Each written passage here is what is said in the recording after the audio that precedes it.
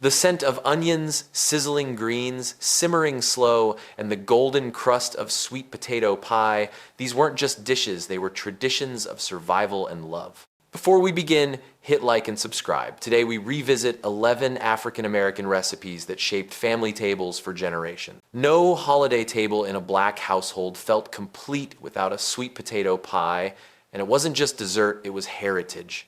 Brought over through African foodways, sweet potatoes became a southern staple, sweeter and more abundant than pumpkin. Unlike pumpkin pie, which filled white American kitchens, sweet potato pie reflected African American taste, warm, spiced, and comforting. The potatoes were roasted until their natural sugars deepened, then mashed smooth with eggs, brown sugar, vanilla, cinnamon, nutmeg, and sometimes a hint of citrus zest. The crust, often homemade, had to be golden and flaky, holding the custard-like filling without overshadowing it. Tradition dictated that the first slice went to the eldest, a gesture of respect and legacy. Younger generations often added marshmallows or pecans on top, but the classic version was left plain, glossy from egg wash. Many recall sneaking into the kitchen the next morning to eat a cold slice with coffee, the flavors even richer overnight. Sweet potato pie was never just food, it was memory on a plate, a matriarch's signature, and a reminder that love could be measured in spices and shared in every bite. In countless southern kitchens, smothered pork chops were more than dinner, they were a lesson in turning little into plenty. Popularized during the Great Migration, this dish reflected the creativity of black families who knew how to stretch modest ingredients into something that felt luxurious. Thick bone-in chops were seasoned with salt, pepper, paprika, and garlic, dredged lightly in flour and fried golden in a sizzling cast iron pan. But the real magic came after onions and peppers deglazed the skillet, transforming pan drippings into a rich, velvety gravy. The chops were tucked back in, left to simmer low and slow until the meat fell off the bone. Served with white rice, mashed potatoes, or cabbage, it fed large families while carrying the taste of love and resilience. Many elders remember waiting for that first bite gravy dripping over the plate, the kind of flavor no seasoning packet could ever match. Smothered pork chops weren't just comfort food, they were proof that with patience, even scraps could be turned into soul. In African American kitchens, Hoppin John was never just beans and rice. It was a dish of symbolism, luck, and survival. With roots tracing back to West Africa and the Gullah culture of the Carolina coast, this simple mixture of black-eyed peas, rice, and pork scraps carried deep meaning. On New Year's Day, families gathered around steaming bowls of Hoppin John, with each pea representing coins, and the greens served alongside, symbolizing paper money together, promising prosperity for the year ahead. But beyond the holiday, it was an everyday dish of ingenuity. Black-eyed peas, inexpensive and easy to grow, stretched alongside rice to feed large households.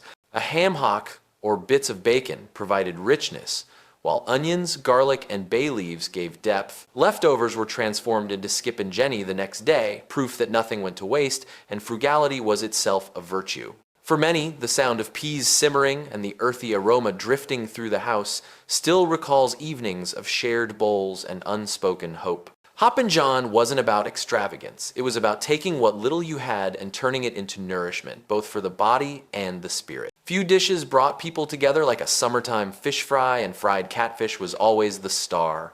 Abundant in southern rivers and inexpensive to catch catfish became a staple for families looking to stretch a dollar while still serving something festive. The preparation was simple, but sacred fillets soaked briefly in buttermilk to soften their flavor, dredged in seasoned cornmeal with paprika, cayenne, and garlic powder, then slipped into bubbling peanut oil. The crackle of the fryer, the smell rising into the humid air, and the sight of golden crust forming were signals that everyone's appetite would soon be satisfied. Served with Crystal or Louisiana hot sauce, a slice of white bread, and maybe coleslaw or baked beans, it was both practical and celebratory.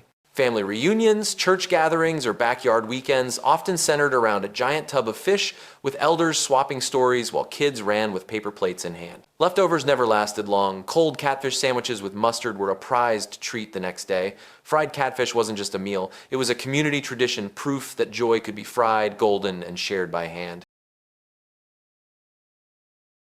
This humble pairing of ham hocks and lima beans tells a story of turning scraps into sustenance.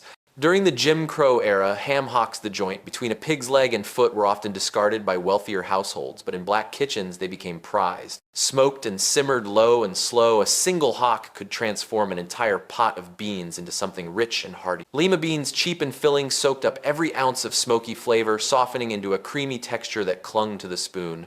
For many families in the 1942nd through the 1962nd, this dish was a weeknight miracle, affordable, nourishing, and satisfying enough to feed a crowd. Children remember the rhythmic bubbling from the stovetop and the savory aroma that lingered long after dinner.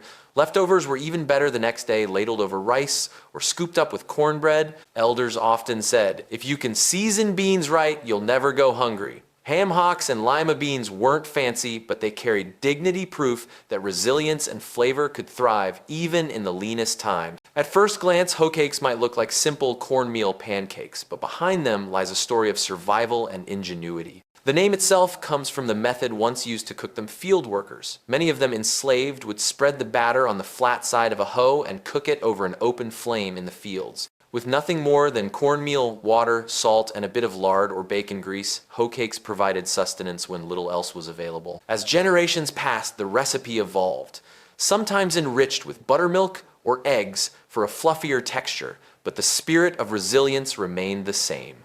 In rural southern kitchens, hoe cakes were often paired with greens, beans, or stews used like bread to scoop up juices. Mornings began with the sizzle of batter hitting hot iron edges, crisping to golden brown, served with butter, honey, or syrup. Many elders recall how the smell filled the kitchen and how those warm cakes brought comfort at the start of a long day. Hoe cakes were never just breakfast. They were proof that with the barest of means, families could still create something warm, nourishing, and deeply rooted in tradition. For many black families, especially during the Depression and wartime years, chicken and dumplings were a way to stretch a single bird into a feast. A whole chicken was simmered gently with onions, celery, garlic, bay leaf, and pepper until the meat was tender enough to pull from the bone.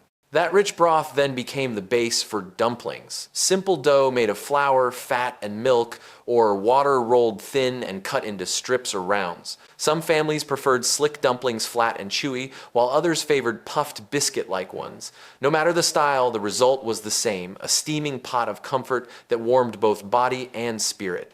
This wasn't restaurant food, it was survival food, grief food, celebration food, all in one. On cold nights, the bubbling pot on the stove filled the house with a smell that meant safety and care. Children remember the anticipation of lifting the lid and seeing dumplings float among tender chicken pieces. Chicken and dumplings were more than just hearty, they were proof that even in lean times, love could be ladled into a bowl and shared around the table. Among the Gullah people of South Carolina and Georgia, red rice wasn't just a side dish, it was heritage on a plate. Closely related to West African jollof rice, this dish reflected the cultural bridge carried across the Atlantic. Long grain rice was sautéed in bacon fat or oil, then simmered with onions, bell peppers, garlic, and crushed tomatoes until the grains turned a deep brick red. Seasoned with thyme, cayenne, or celery seed, the rice gained bold flavor, and when available, smoked, sausage, chicken gizzards, or shrimp were added for richness. Families often prepared red rice for Sunday dinners, church gatherings, or birthdays where the tomato base symbolized blessing and prosperity. Elders used to say that if your red rice came out too dry or too mushy, you weren't paying attention. This dish demanded care and intuition. The aroma filling the house and the bright color on the table made it more than food. It was celebration and memory bound together. Even today, red rice remains a treasured dish, proof that traditions preserved quietly over centuries can still speak loudly of identity, resilience, and pride. Once dismissed as scraps, oxtails were often left behind in butcher shops, too fatty, too bony, too tough for those who could afford prime cuts. But in African American kitchens, they were transformed into rich, unforgettable stews. The process began with searing the oxtails until browned and caramelized, locking in deep flavor. Then they were braised slowly with onions, garlic, tomato paste, broth, and seasonings like thyme, bay leaf, or even Scotch bonnet peppers where Caribbean influence was strong. Hours of cooking turned the meat silky and tender while the marrow melted into the broth, thickening it with natural richness. This dish was rarely an everyday meal. It was a Sunday centerpiece, a symbol of love and effort. Families recall how the table grew quiet when the stew was served, not out of formality, but out of reverence for the dish itself. Paired with rice or buttered noodles, every bite felt luxurious despite its humble beginnings. Oxtail stew was proof of culinary alchemy that even bones could be turned into legacy, and hardship could be transformed into nourishment worth remembering. Few dishes stir such strong reactions as chitlins, pig intestines cleaned, boiled, and seasoned until tender. For some, the smell alone brings back childhood memories. For others, it recalls hardship and survival. During slavery, enslaved Africans were often given the least desirable cuts: feet, ears, tails, and intestines, and through patience they transformed them into dishes of nourishment. Preparing chitlins was a labor of love, often taking hours of scrubbing, rinsing, and slow cooking with vinegar, onions, garlic, and spices to temper the odor. Many families had a chitlin queen, the elder who alone was trusted with the task. Traditionally served on holidays or at special gatherings, chitlins became a delicacy born from deprivation, a reminder of resilience and resourcefulness. Elders recall the kitchen windows fogging, the smell clinging to clothes, and the sense of occasion when the dish finally reached the table. To eat chitlins today is more than just tasting food. It's honoring history, preserving memory, and acknowledging a painful past that families turned into something sustaining. Whether loved or disliked, chitlins remain a cultural marker connecting generations through a dish both controversial and sacred. Before refined white sugar became affordable, molasses was the sweetener of choice in many African American kitchens, and nowhere did it shine brighter than in gingerbread. Unlike the light, fluffy cakes of suburban cookbooks, this version was dense, moist, and deeply spiced. Molasses gave it a smoky sweetness layered with ginger, cloves, cinnamon, and allspice that filled the air as it baked. Often cooked in cast iron pans or well-worn metal trays, the cake carried the seasoned flavor of generations. Families made it during the fall and winter holidays, its rich aroma mingling with the smell of wood smoke or fresh coffee.